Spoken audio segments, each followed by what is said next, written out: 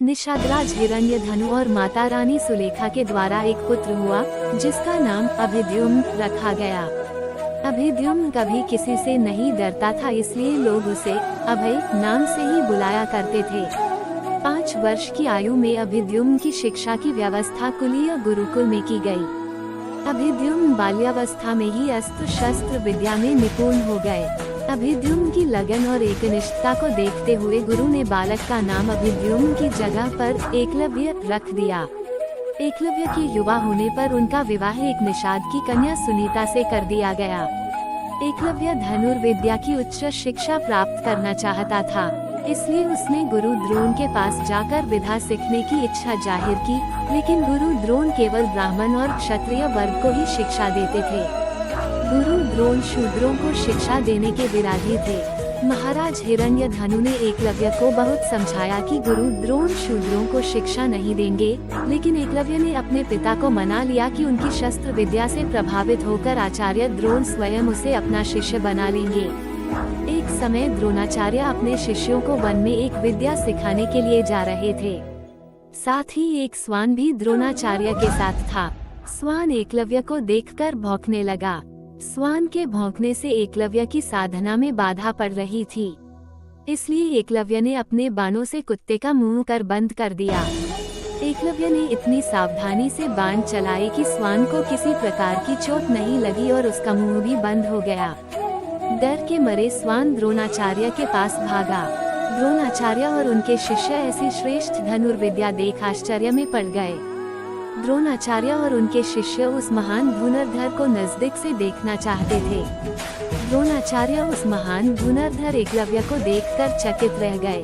जिस धनुर्विद्या को वे केवल क्षत्रिय और ब्राह्मणों तक सीमित रखना चाहते थे, उसे शूद्रों के हाथों में जाता देख उन्हें चिंता होने लगी। उसी समय द्रोणाचार्य को एक बात याद आ गई कि अर्जुन को दुनिया का सर्वश्रेष्ठ धनुर्धर बनाना है। द्रोणाचार्य ने एकलव्य से पूछा, ए बालक, तुमने ये धनुर्विद्या किससे सीखी? उद्धरण एकलव्य ने कहा, गुरुवर, मैंने ये धनुर्विद्या आपसे सीखी है। द्रोणाचार्य चकित रह गए, लेकिन आचार्य ने एकलव्य से कहा, मैंने तुम्हें धनुर्विद्या नहीं सिखाई तो तुमने कैसे सीखी? एकलव्य ने कहा, मैंने आपकी मूर्ति बनाकर यह धनुर्विद्या सीखी है। द्रोणाचार्य ने एकलव्य से गुरु दक्षिणा देने को कहा तो एकलव्य ने कहा, गुरुवा, क्या चाहिए आपको गुरु दक्षिणा में? द्रोणाचार्य ने कहा, तुम्हारे दाएं हाथ का अंगूठा। एकलव्य ने तुरंत ही अपना दाएं हाथ का अंगूठा द्रोणाचार्य को दे दिया। द्रोणाचार्य ने कहा, तुम्हारे दाएं हाथ का अंगूठा। एकलव्य ने तुरंत ही अपना दाएं हाथ का अंगूठा द्रोणाचार्य को दे दिया। राजकुमार एकलव्य अंगुष्ठ बलिदान के बाद एकलव्य अपने साधनापूर्ण कौशल से बिना अंगूठे के धनुर्विद्या में पुनः दक्षता प्राप्त कर लेता है।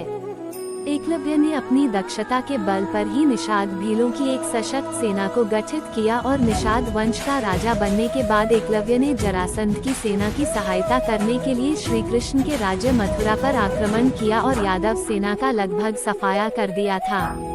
जब श्री कृष्ण ने केवल 4 अंगुलियों के सहारे धनुष बाण चलाते हुए एकलव्य को देखा तो उन्हें इस दृश्य पर विश्वास नहीं हुआ। एकलव्य अकेले ही सैकड़ों यादव वंशी योद्धाओं को रोकने में सक्षम था, इसलिए भगवान श्री कृष्ण ने छल से एकलव्य का वध कर दिया। एकलव्य का पुत्र केतुमान महाभारत युद्ध में भीम के हाथ से मारा गया था। एकलव्य ने गुरु द्रोण के सामने जाकर शस्त्र विद्या सिखाने का आग्रह किया, किंतु गुरु द्रोण ने एकलव्य को आश्रम से भगा दिया।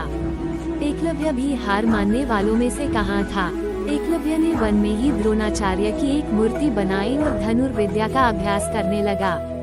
धीरे धीरे एकलव्य धनुर्विद्या में निपुणता प्राप्त कर ली।